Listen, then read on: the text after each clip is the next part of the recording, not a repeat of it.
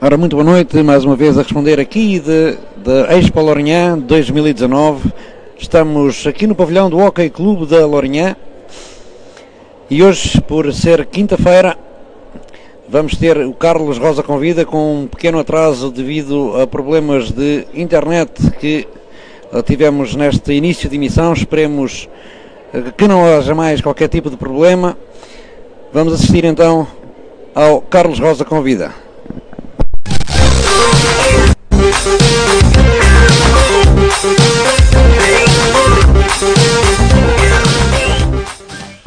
Ora, mais uma quinta-feira, mais um Carlos Rosa Convida. Esta semana, uma semana muito especial. Semana de 25 de Abril, semana das comemorações da Revolução, e como não podia deixar de ser, temos connosco uma pessoa muito ligada também ela própria ao 25 de Abril. Tenho o prazer de ter comigo, temos o prazer de ter connosco hoje António Cipriano. António Cipriano, antes de tudo mais, o meu muito obrigado por fazer o favor de estar connosco e por nos vir dar a sua perspectiva do que foi o 25 de Abril, o que se passou e tudo isso. Obrigado por ter aceito este meu convite e estar aqui connosco. Ok, muito obrigado também por dar essa oportunidade. Não, nós, o prazer é mesmo todo nosso, seguramente. Aliás, porque 25 de Abril nós comemoramos, mas para os mais novos, eles nem propriamente, alguns deles não sabem bem o que é. O que é o 25 de Abril? Pois, efetivamente, alguns não sabem o que é, e isto porque, por vezes, há uma tendência em destroçar aquilo que foi a realidade do 25 de Abril, porque há forças que pretendem ocultar algumas dessas realidades. Bem, por conseguinte, talvez mais por isso que o pessoal mais novo, que não passou por essa fase, por vezes fazem interpretações que não são exatamente corretas. Então, mas, afinal, o que foi o 25 de Abril? Mas o 25 de Abril foi um ato de uma tomada de posição por um conjunto de pessoas que, não estando em concordância com o que politicamente se fazia, tomaram essa atitude e que resultou efetivamente em coisas extremamente úteis para o nosso país. Por exemplo, antes do 25 de Abril, houve houve várias situações, mas houve sobretudo uma situação que ia estragando tudo isto. Estamos a falar quando os militares saem Caldas da Rainha, não foi? E houve ali uma certa descoordenação. Isso já tinha havido, esse mal-estar já existia antes, havia uma ditadura, não é? Na altura era Marcelo Salazar durante muitos anos, Marcelo que estava no poder, após a morte de Salazar, mas esse mal-estar já vinha de trás, ou não? Pois isso já é mais antigo e certamente que se tomaram outras iniciativas, mas nem sempre com o êxito que veio a ter o 25 de Abril, porque o 25 de Abril consumou-se aquilo que já era preocupação de muitos cidadãos anteriormente.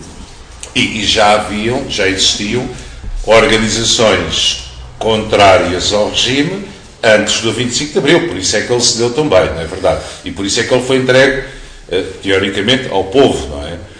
Haviam diversas organizações já uma série de anos antes. O António Cipriano chegou a estar ligado também a uma delas, não foi? Sim, pelo menos.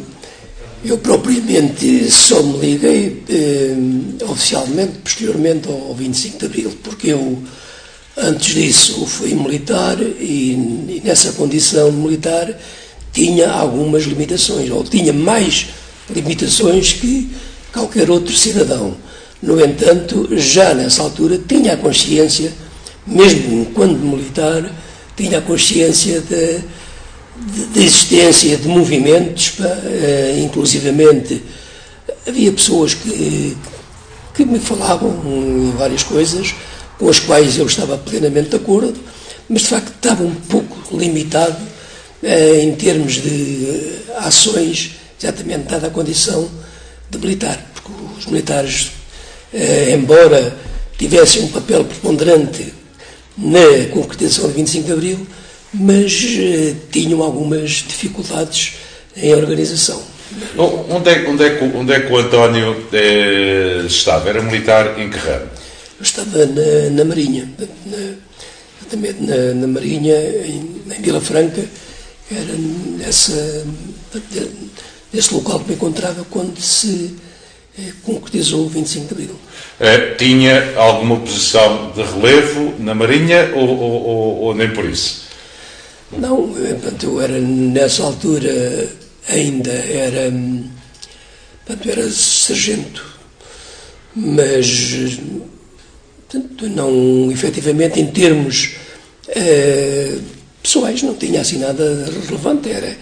Tinha acabado a formação há pouco tempo, acabei a formação em 72, o curso técnico, e depois, nesses 2 anos até o 74, como mantive sempre lá na escola a dar aulas, não havia uma ligação muito forte a outras organizações, embora tivesse sido por vezes abordado nesse sentido. Por exemplo, aqui em Torres Vedras e nesta região oeste já havia um grande sentido de revolta, e já haviam algumas lutas, e já havia muita gente que foi presa e torturada pela antiga Polícia de Estado, a PIDE, não era? Aqui, nesta zona. Isso falava-se, isso era coisa que todos estavam mais ou menos por dentro, não era? Pois, nesse aspecto, eu tinha algumas dificuldades, porque eu morava, como ainda hoje moro, numa pequena aldeia, Fonte Grada, trabalhava na agricultura, portanto, isoladamente, sem contacto com outras pessoas, e o facto de morar na aldeia não havia assim outro tipo de contactos, e a situação era significativamente diferente daquilo que era aqui a própria cidade, na altura vila, porque aqui já, depois, mais tarde, é que tomei conhecimento daquilo que existia anteriormente ao 25 de Abril, nomeadamente as situações aí que ocorreram com presos, etc. Mas, efetivamente, isso à aldeia praticamente não chegava a esse tipo de informações. Era tudo... Quais são as pessoas que recorda agora não, veio depois a conhecer, ou que veio a saber que estiveram nessas lutas? Eu recordo-me, por exemplo, Pedro Fernandes, não era? Sim. Mas houve uma série de homens que lutaram muito afincadamente. Fernando Vicente também, não é? Que era da Pula, até por acaso era lá meu vizinho, mas efetivamente nós na aldeia não tínhamos o mínimo de acesso a esse tipo de informação. Quando, mais tarde, é que efetivamente depois constatei aquilo que existia anteriormente. Em termos militares, está na Marinha, o que é que sentiu naquela noite? Estava de serviço? Não estava? Estava em casa? Não, por acaso estava em casa. Fui para lá de manhã, porque eu nessa altura já ia e vinha todos os dias, porque eu estava em Vila Franca, normalmente vinha à casa todos os dias, ou pelo menos aos fins de semana vinha sempre, mas naquele caso vinha à casa, e portanto, foi efetivamente uma surpresa para mim quando cheguei lá e que tomei conhecimento dessa realidade e posteriormente comecei a perceber os contornos da situação. Isso só aí então é que eu constatei o 25 de Abril. Como é que a Marinha participou no 25 de Abril? Ora, isto foi muito mais o Exército, não foi? Aí os capitães de Abril, e como nós lhes chamamos, ou nos habituámos a chamar, era uma organização muito mais do Exército. Na Marinha isso também se sentia. Como é que reagiu? Não, também, e após o 25 de Abril, portanto, nós tomando liberdade de nos unirmos a partir daí, de facto, embora nós continuássemos a ter alguns condicionalismos enquanto militares, de ligarmos às organizações, mas desde logo começamos a tomar conhecimento e tomar contacto e propriamente a organizarmos e a constituir grupos, e eu, efetivamente, embora de uma forma clandestina, digamos assim, porque inclusivamente até tinha um pseudónimo, já depois do 25 de Abril. Qual era o pseudónimo? Qual era? Já agora? Pode saber ou não? Pode, era Carlos. Carlos? Mas também não é um pseudónimo assim, então vamos lá, convenhamos, não é? Mas era só para não... Era o nome que eu era tratado, para não me identificar facilmente com o meu nome, não é? E entretanto, ao chegar a Vila Franca nesse dia, o que é que se passava? Não era um dia normal, não é? O que é que se passava? Pois, aquilo que nós, até na altura, ainda havia algumas dúvidas, né? Porque nós, como estávamos já à distância, também não tínhamos assim, uma informação muito exata daquilo que se ia passando, e inclusivamente a comunicação social por vezes transmitia informações que não eram as reais, eram ainda algumas, porque o 25 de Abril deu-se naquele dia, mas não se alterou tudo naquele dia. Portanto, digamos que a nível, nomeadamente, da comunicação social, ela ainda estava um bocado ligada ao regime anterior, ainda dava informações que não eram realistas, e nós próprios também estávamos com dúvidas, e só algum tempo depois é que tivemos assim uma certa segurança. Finalmente isto parece-me que estamos no caminho certo. E vai resultar. Então, mas os militares no 25 de Abril, eles ocuparam quase de imediato, e eu recordo-me que estive a ouvir, penso que um destes dias, o hotel, onde diz que o Salgueiro Maia vai para o Terreiro do Paço para, entre aspas, para entreter, foi um dos heróis de Abril, não é? Sim. Pela forma como se comportou, mas para chamar as atenções para ali, enquanto eram ocupadas a emissora nacional, que era a grande fonte de informação na altura, a televisão, que era a outra grande fonte de informação, e nos jornais toda a gente, antes disso, gritava com a censura, ninguém estava contente com a censura, foi assim tão difícil, sentiu que foi assim tão difícil essa transmissão de informação, até porque de um momento para o outro, na televisão e na emissora nacional, foram substituídos os locutores de serviço por locutores do movimento do MFA, era assim que se chamava, não é? Sim, MFA. Era tão difícil chegar à informação nessa altura, assim? Pois, efetivamente, antes do 25 de Abril, a informação só era passada aquilo que convinha às próprias pessoas, ou já a quem dirigia, porque havia, efetivamente, já organizações, mas que não tinham grande facilidade de transmitir e de forma a que pudesse ter um outro impacto a nível nacional. E daí o durar muito mais anos, aquilo que há muitos das pessoas já lutavam por esse dia, vai só acontecer. Mas no 25 de Abril essa informação veio toda cá para fora, não é? Sim. E então só de uma parte mesmo, porque a outra parte ficou isolada. Pois, depois, a partir daí, começou-se a tomar conhecimento daquilo que era o antigamente.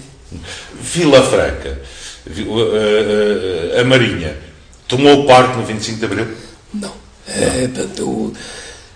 Tanto quanto me recordo, sei que nós tomamos conhecimento e estávamos, presentes, inclusive nesse dia não saiu ninguém, estávamos presentes, à medida que o tempo foi passando, fomos tomando conhecimento que as coisas estavam a ir no bom caminho, mas não teve nenhuma ação prática.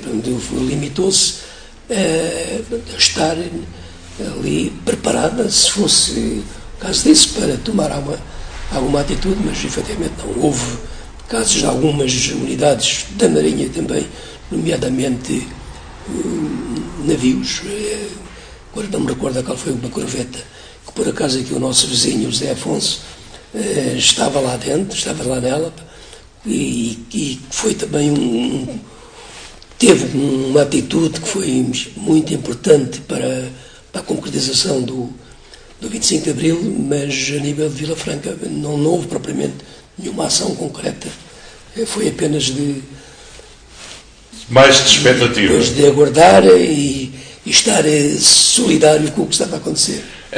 Nessa altura, a Marinha também estava um pouco... aquilo dava para os dois lados, não é? Porque houve também navios a apontar canhões.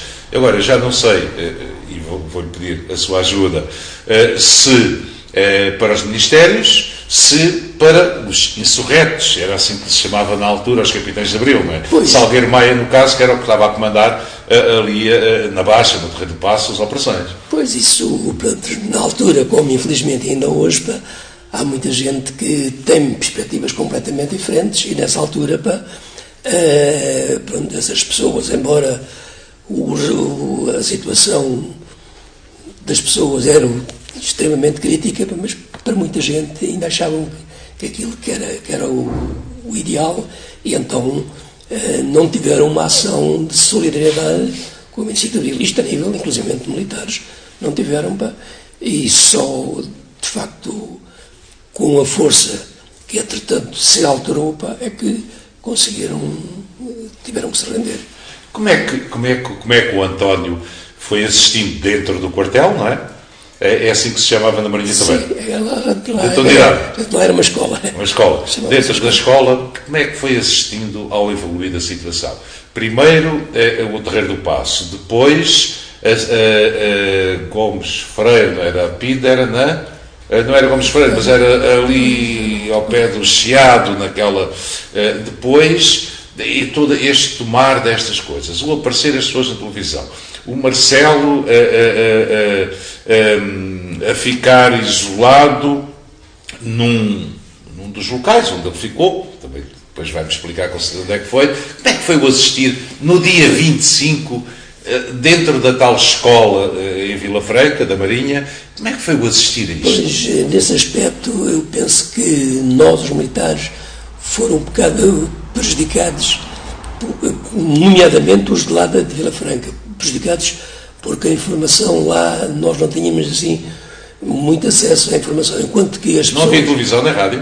Havia, mas não era fácil nós deslocarmos para o sítio e estarmos todos ali a ver. Portanto, nós, eu como digo, estava numa escola a dar aulas e aquilo que tinha era que dar as aulas.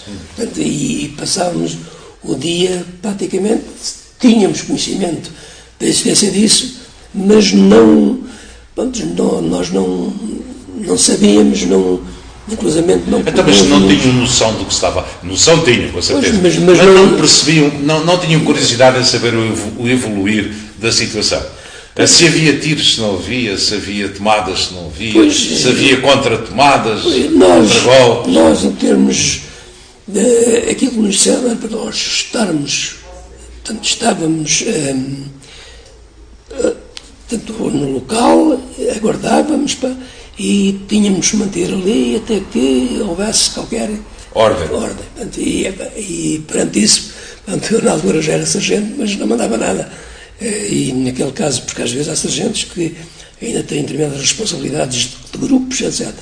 A minha responsabilidade era, como eu era professor, a minha responsabilidade era dar as aulas e até ao fim do dia. Portanto, e daí que nós, embora nós, portanto, eu posso ser eu que gostasse de saber qual é que era o ponto da situação, mas nós estávamos um bocado limitados a essa informação. Quer dizer, e continuaram a dar aulas normalmente, ou não? Sim, nesse dia? Sim, nesse dia, normalmente. Portanto, fazíamos uma atividade, a única diferença é que nós nesse dia não podíamos sair... Do guarda-me, lá da unidade, da escola. E não saímos, portanto, eu não sei agora se foi o outro dia a seguir ou não, é que não podíamos sair lá. Portanto, tínhamos que manter no local, todos os militares tínhamos que manter no local das suas funções, dado que tinha havido aquele acontecimento.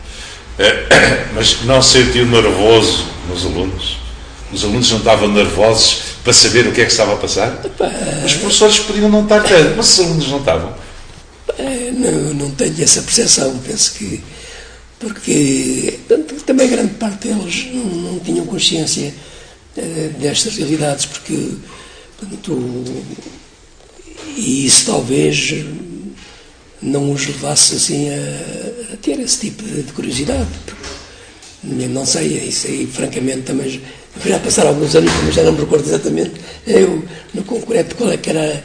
Eu recordo-me da minha posição, lembro-me que se falou nisso, pá, tinha havido um golpe de Estado, pá, e que nós, pá, e que era realmente no sentido de repor a democracia em Portugal, pá, e que nós teríamos que aguardar o que é que iria acontecer. Para ver para que lado é que... Ou seja, para ver para que lado é que... Os superiores, não é? Para que lado é que eu pendia, porque a Marinha não estava diretamente envolvida nisto. Era mais o Exército e os paras, penso eu, não é? Os paraquedistas. Penso que o Exército e os paraquedistas. Nesse dia não veio para Torres. Nesse dia ficou em Vila Franca. Quando é que foi para Torres? Eu não sei exatamente se foi no dia a seguir, mas creio que não. Que ainda tive lá um dia ou dois mais. Estava tudo de prevenção? Sim, estava tudo de prevenção. Quando chega a Torres, o que é que sente? Quando é que teve aquela informação toda? Pois, eu também já não... Há coisas que já não posso, assim, já não recordo, pá. Mas eu sei que quando cá cheguei, pá, eu, pelo menos, fui ali com os vizinhos e com os amigos, pá, e o pessoal ficou de uma forma geral contente, pá. Alguns ainda questionavam, pá, mas o que é que será isto? Será bom? Será mau? Porque havia algumas pessoas, nomeadamente muito ligadas à região, pá, que queriam com alguma preocupação qualquer alteração que viesse, qualquer questão que se colocasse em relação à organização do país, para essas pessoas eram sempre um bocado delicado. E depois continuou a ser, porque houve pessoas que tiveram alguma dificuldade em aceitar esta realidade.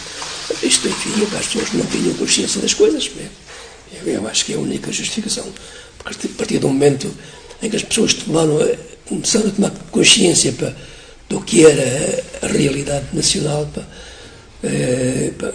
com certeza que, desde logo, contestavam o sistema que estava que as injustiças eram de tal ordem, que qualquer pessoa de bom senso não poderia estar de acordo com aquilo que se estava a passar. E aliás, porque havia situações... Nós estamos a viver situações de pobreza, mas na altura as situações de pobreza eram pobreza extrema, era miséria, ainda pior do que ser pobres, diz o outro, ser miseráveis, não é?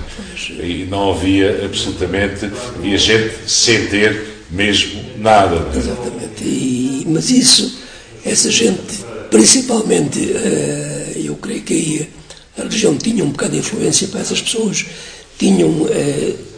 interiorizavam de que as pessoas nasceram assim e têm que ser assim, porque havia até um provérbio que dizia sempre houve ricos e pobres, e toda a vida tem que ser assim. Portanto, e as pessoas, havia pessoas que se queixavam que era normal de serem miseráveis, serem explorados, e achavam isso como normal. Havia isso.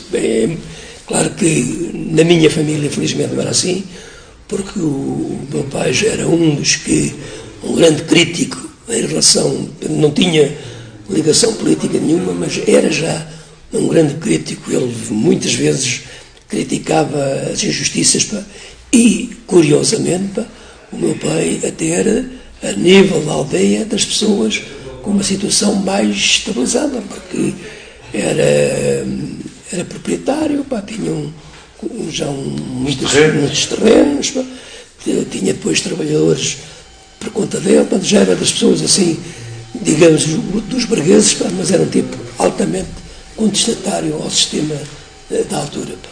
Quando é que o António começa a ganhar consciência política, se lhe podemos chamar assim, que chamamos, com certeza. O António foi candidato uma série de vezes, aliás, que eu me recordo para já, para além de, penso que a Assembleia Municipal, foi tesoureiro por 2 vezes, pelo menos, muitas vezes, na principal junta da cidade, e aliás, quer com uma cor política, quer com outra, eles sempre contaram consigo, não é? 24 anos de tesoureiro, nas juntas, exatamente com o PS e com o PSD. E quando é que começou a ganhar essa consciência, a consciência social e consciência política, e a optar por um dos lados, porque é mesmo assim, não é? Pois isso aconteceu logo após, pouco tempo após o 25 de Abril. Eu, uma vez que os cidadãos tinham a liberdade de tomar consciência das realidades, eu comecei, de facto, a ter-me desde logo uma grande preocupação em inteirar-me, informar, para passar a ser mais um elemento útil ao sistema. E posso acrescentar que o primeiro contacto que tive foi a um plenário na altura hoje é o PSD, nessa altura tinha outro nome. PPD? Do PPD, do Sá Carneiro, não era? Exatamente, do PPD, o plenário que houve aqui em Torres. Fui assistir lá exatamente com a finalidade de perceber, para começar a ter consciência, para saber o que é que de facto deveria fazer para poder contribuir para alterar as coisas. E devo dizer, fui nessa altura, como não tinha nenhum relacionamento político, fui lá e fiquei francamente regozijado com o acontecimento. Foi um acontecimento extremamente importante, porque ouvi lá frases que correspondiam exatamente àquilo que eu achava que deveria ser a nossa sociedade, as justiças sociais, e foi extremamente, para mim, gratificante. Então, mas depois o António Cipriano acaba exatamente do outro lado da barreira, como costuma dizer. Ora, vai logo a seguir ao 25 de Abril, atrás, se pode dizer assim, do saudoso Sá Carneiro. Tudo bem, para quem gosta, para quem não gosta, para uma questão de ideias. Era uma pessoa lutadora, muito lutadora, mas vai parar à esquerda, vai parar ao PCP. Exatamente. Isso não tem assim muito a ver, pois não? Como é que isso é? Isto é assim, eu, como digo, fui ao PSD exatamente para tomar conhecimento, porque eu era efetivamente uma pessoa ignorante em termos políticos, não tinha consciência de nada, tinha a percepção que havia realmente algumas injustiças, mas porquê não tinha consciência? Então, uma vez que, a partir dessa data do 25 de Abril, as pessoas passaram a ter liberdade, passaram a haver essas organizações, e eu, portanto, fui àquilo exatamente com a finalidade de me inteirar. E devo dizer que fiquei muito regozijado, porque ouvi lá frases extremamente importantes, que era aquilo que eu achava que devia ser a nossa sociedade. Portanto, o facto da mudança tem a ver com o seguinte: eu depois continuei a acompanhar atividades políticas, e, passado algum tempo, comecei a constatar que aquilo que determinadas pessoas do PSD diziam, que na prática não correspondia à realidade. E foi daí que eu, com o tempo, passando algum tempo, deixei, porque eu nunca fui, portanto, militante do PSD, mas como fiquei agradado com aquilo que foi lá dito, posteriormente continuei a acompanhar. Quando havia alguma iniciativa, eu continuei a acompanhar. Mas, passado algum tempo, em conversa com outras pessoas, que me alertaram, mas olha, eles dizem isto e aquilo, mas agora vamos lá ver na prática como é que é. Porque depois os partidos constituíram os seus grupos e depois passaram a exercer as suas atividades em termos nacionais, e eu, passando algum tempo, de facto comecei a constatar que aquilo que eles diziam em determinadas alturas, depois na prática não correspondia. Isto fundamentalmente naquilo que tinha a ver com a justiça social, pá, que eu hoje, portanto, estou perfeitamente à vontade para o dizer, pá, que o PSD ou os partidos de direita de facto não querem para a sociedade o mesmo que os da esquerda. E nessa altura já eles de facto diziam aquilo, mas na prática não era isso que queriam, não era isso que faziam.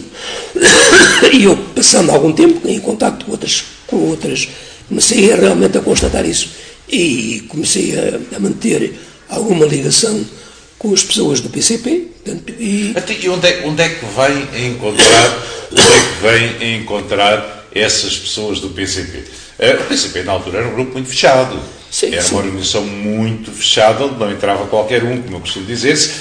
Não, como é verdade, é a realidade. Como é que os encontra? Não os encontra por ir na estrada, não os encontra por ir no Largo Central e não vai atrás deles.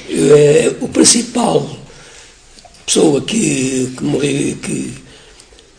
de certa modo me levou foi um colega da tropa que morava em Peniche e que se deslocava comigo daqui para Peniche normalmente, nos fins de semana, ia sempre. Portanto, esse tratava-se de um colega que tinha já uma ligação ao PCP, com uma formação já muito...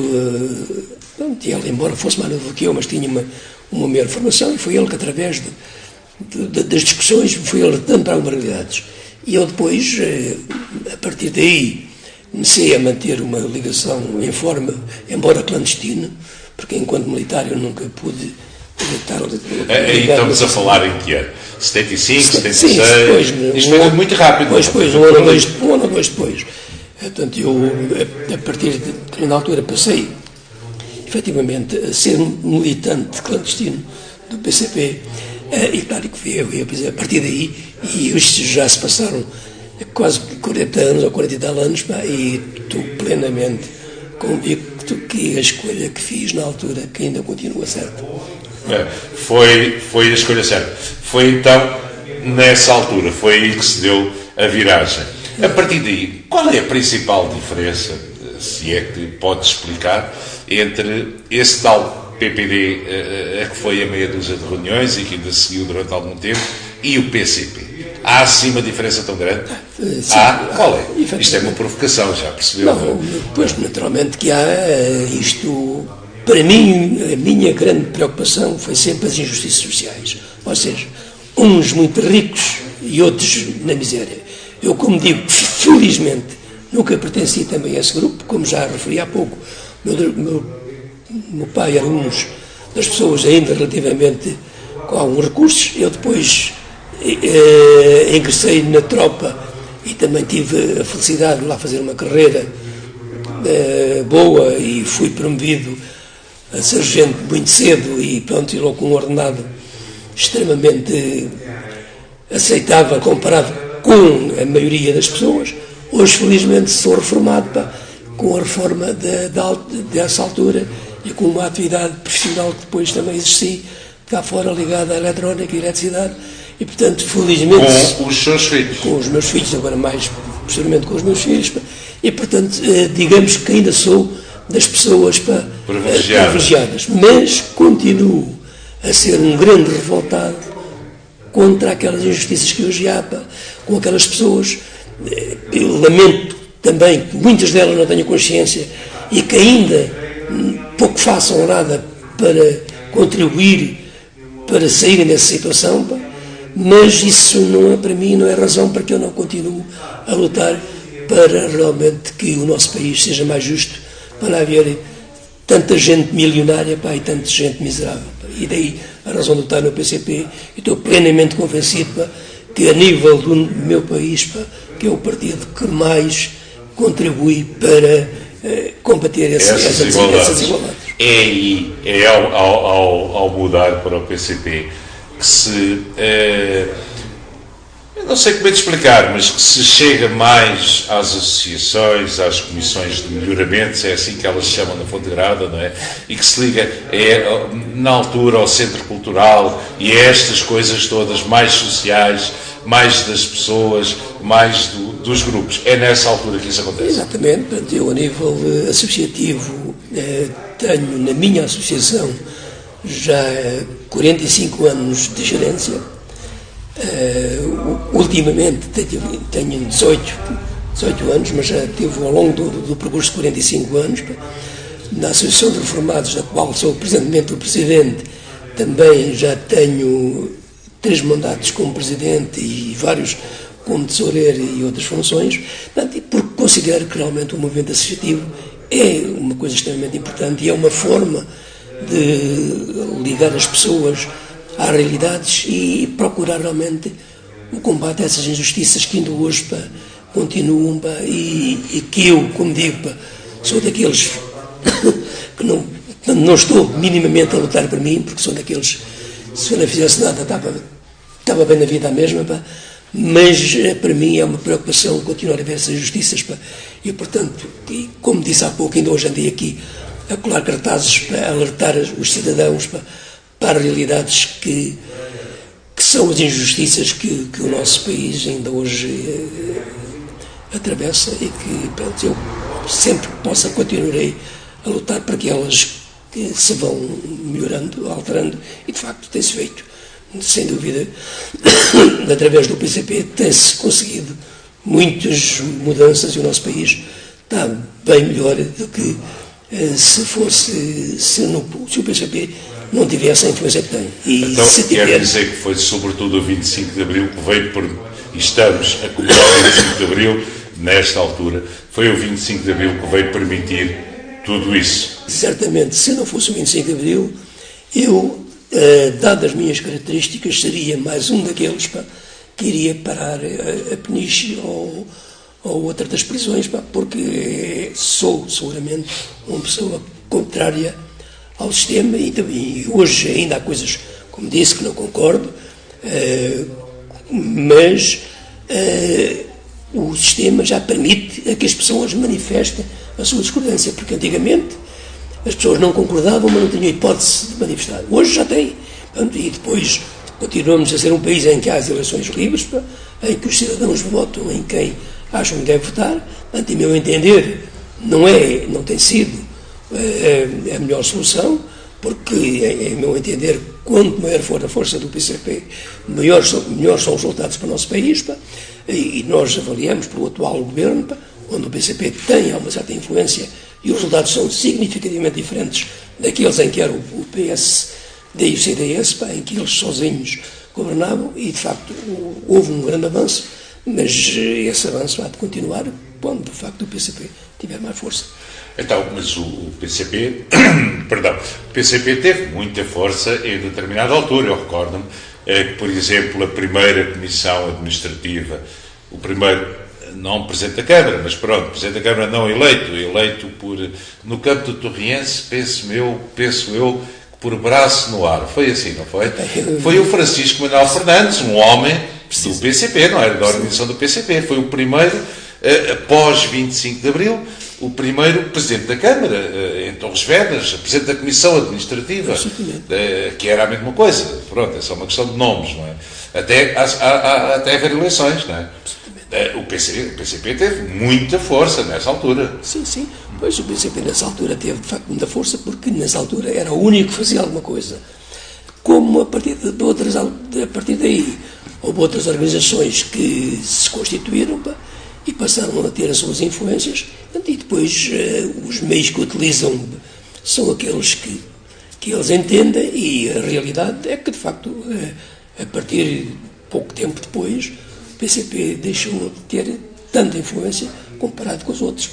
Isso aí compete às pessoas, portanto, eles só têm força porque os portugueses lhe dão, e quanto a isso, eu não tenho nada a objetar, porque as pessoas têm a possibilidade de se manifestar. Se acham que a melhor opção são aquelas, pois têm essa liberdade e que devem continuar a fazê-lo. Mas foi exatamente para tudo isto que serviu o 25 de Abril. Absolutamente. Para todos terem uma opinião e, sobretudo, não serem presos, torturados por causa dessa opinião. Eu acho que só aí... Aceita bem as opiniões dos outros. Claro, absolutamente. Eu concordo plenamente e acho que algumas que são completamente desajustadas à realidade, mas eu aceito sempre as opiniões. Então, quer dizer, o 25 de Abril valeu a pena. Sim, absolutamente. Eu acho que sim. Eu creio que se não fosse o 25 de Abril, o nosso país estaria muito pior, e aquelas injustiças que ainda hoje acontecem seriam bem piores. E se nós nos reportarmos ao ano do 25 de Abril, constatamos que essa é uma realidade, que há uma diferença significativamente na nossa sociedade, embora esteja ainda muito distante daquilo que era possível estar. Hoje foi quinta-feira, dia 25 de Abril, andou, claro, como é evidente, também a festejar o 25 de Abril. Sim. Foi assim? Sim. Na retrospectiva, o dia 25 de Abril de António Cipriano, como é que foi? Sim, normalmente participo regularmente ao longo de muitos anos nas iniciativas da Câmara Municipal, que faz sempre iniciativas alusivas ao 25 de Abril, e eu, por norma, participo nessas. Há casos em que vou também participar na manifestação de Lisboa. Este ano provavelmente não irei, mas normalmente estou sempre nas iniciativas, nas comemorações 25 de Abril, sempre ligadas o dia inteiro. Quer dizer, temos António Cipriano 100% 25 de Abril. Absolutamente, isso incondicionalmente. Uma última palavra para os mais novos. Alguns, eventualmente, não sabem o que é o 25 de Abril, não conhecem Abril. O que é que lhes poderia dizer? O que é que acha que o António Cipriano, como mais experiente, lhes poderia transmitir? Para os mais novos. Para os mais novos, eu acho que era importante que eles procurassem aprofundar as coisas, em vez de se dedicarem, às vezes, a certas atividades, nomeadamente essas tecnologias modernas, para procurassem aprofundar e para terem conhecimento e depois tomarem, de facto, uma atitude mais consentânea com aquilo que deve ser a nossa realidade. Porque eu verifico que os mais novos, por vezes, estão um pouco alheios, não sei, por isso, mas era muito bom que os mais novos procurassem aprofundar, inclusivamente que até pudessem ir, como eu fui a primeira vez a um plenário do PSD, e depois, com o tempo, começar a perceber que devia, depois de ter a consciência que o caminho certo não era aquele, então ir para outro caminho. Mas o importante é que comecem, que tomem atitudes que se esclareçam, que aprofundem, e que tomem a atitude que seja melhor para o nosso país. Ou seja, quer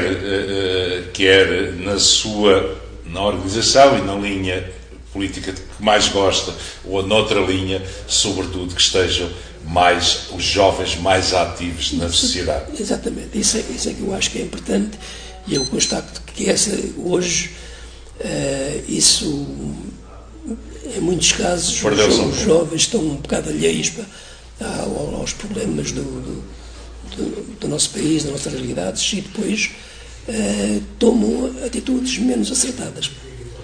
É, sobretudo, com essa mensagem que me iria despedir de si, me iria despedir de quem nos faz o favor de seguir. 25 de Abril é uma data marcante, uma data histórica no nosso país. É uma data, quer se goste muito, quer se goste menos, mas é uma data marcante e de uma importância extrema.